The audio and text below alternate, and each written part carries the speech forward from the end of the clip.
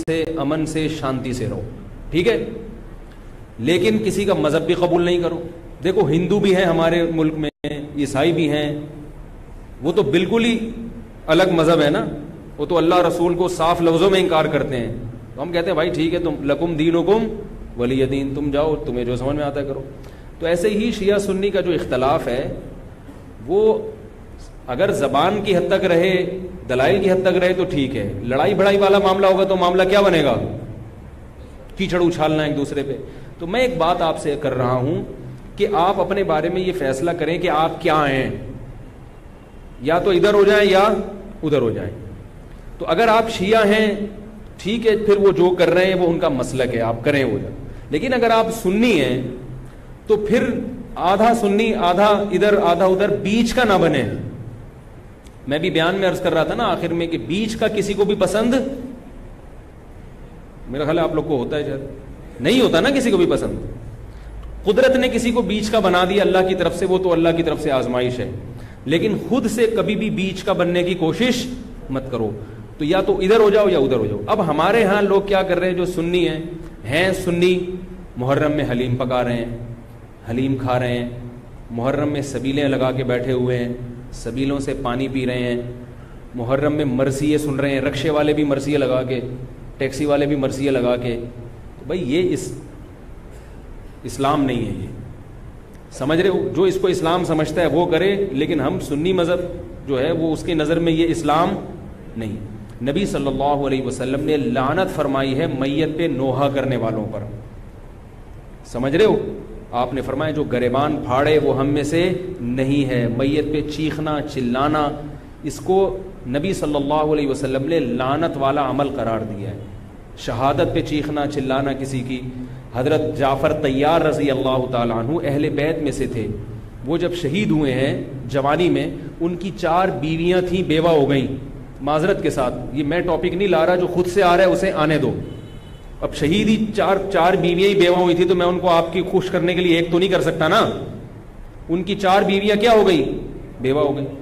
تو جب ان کے گھر میں اطلاع ملی ہے کہ آپ کے جوان شوہر شہید ہو گئے, تو ان کے رونے کی آوازیں آئی ہیں, چیخنے چلانے کی آوازیں آئی. آپ صلی اللہ علیہ وسلم کو اتنا غضب آیا, آپ نے فرمایا کہ جاؤ خاک پھینک کر آ جاؤ ان کے منہ میں, اب ان سے کہو کہ اپنی آوازوں کو پس کریں. حضرت جعفر طیار بھی اہل بیت میں سے تھے, نبی کے سگے چچا کے بیٹے تھے. تو اہل بیت کی شہادت پر آپ صلی اللہ علیہ وسلم نے چیخنے چلانے سے, رونے سے منع کیا. اور حضرت جعفر طیار ظلمن شہید ہوئے تھے نا, ظلم ہوا تھا ان کے اوپر. تو اسی طرح ہم یہ کہتے ہیں کہ جیسے حضرت جعفر طیار اہل بیت میں نبی کے سگے چچا زاد بھائی, حضرت حسین نبی کے نواسے, تو جیسے حضرت جعفر طیار کی شہادت پہ چیخنے چلانے والے کو نبی صلی اللہ علیہ وسلم نے پسند نہیں کیا. حالانکہ ان کی بیویوں کا رشتہ, بیوی کا جتنا قریبی رشتہ اپنے شوہر سے ہوتا ہے, اتنا قریبی رشتہ ہمارا حضرت جعفر طیار یا حضرت حسین سے نہیں ہے. رشتہ یقیناً ہے, مگر اتنا قریبی نہیں جتنا بیوی کا ہوتا ہے, اولاد کا ہوتا ہے. تو جب بیویوں کو رونے کی اجازت نہیں ہے, جو سب سے زیادہ متاثر ہوئی ہیں, تو ہم اور آپ کو حضرت حسین کی یاد میں چیخنے چلانے کی اجازت کہاں سے ہوگی؟ ہم زیادہ فنٹر بننے کی کوشش کیوں کر رہے ہیں بھائی, زیادہ آگے نکلنے کی کوشش کیوں کر رہے ہیں؟ یقیناً اہل بیت سے ایمان, اہل بیت سے محبت ہمارے ایمان کا جزو ہے, مگر اس محبت کا اظہار اس طرح سے کرنا ہے جس طرح سے اہل بیت سے محبت کا نبی نے حکم دیا ہے. نہیں آ رہی میرا خیال ہے بات, پولیس کی تو ضرورت نہیں ہے. جس طرح سے حکم دیا ہے بھائی اس طرح سے اہل بیت سے محبت کرنی ہے, اپنی طرف سے نہیں کرنی ہے آپ نے. تو پہلی بات تو یہ حدیث سمجھ میں آ گئی, اور آپ صلی اللہ علیہ وسلم نے چیخنا چلانا, گریبان پھاڑنا اور یہ سب کے منع کیا ہے. تو سنی مذہب میں ماتم کی اجازت, چیخنے چلانے کی, ہا ہو کرنے کی اجازت نہیں ہے. سمجھ رہے ہو بات کو؟ تو آپ یہ کام نہ کریں, مرثیے آپ نہ سنیں, انہیں سننے دیں, انہیں کرنے دیں. آپ رکشہ ٹیکسی چلا رہے ہو, کہہ رہے محرم کے احترام میں گانے نہیں لگاؤں گا, مرثیے لگا دوں گا. بھائی نہ گانے لگاؤ نہ مرثیے لگاؤ. اور مرثیوں میں جس طرح سے اہل بیت کا نام لیا جاتا ہے, اس میں اہل بیت کی عزت نہیں ہے بلکہ اہل بیت کی توہین ہے. ہائے زینب, ہائے یوں, ہائے یوں. آپ اپنے گھر کی عورتوں کو چاہتے ہو کہ سڑک پہ ان کا اس طرح سے ہائے ہائے کر کے نام لیا جائے روڈ پہ؟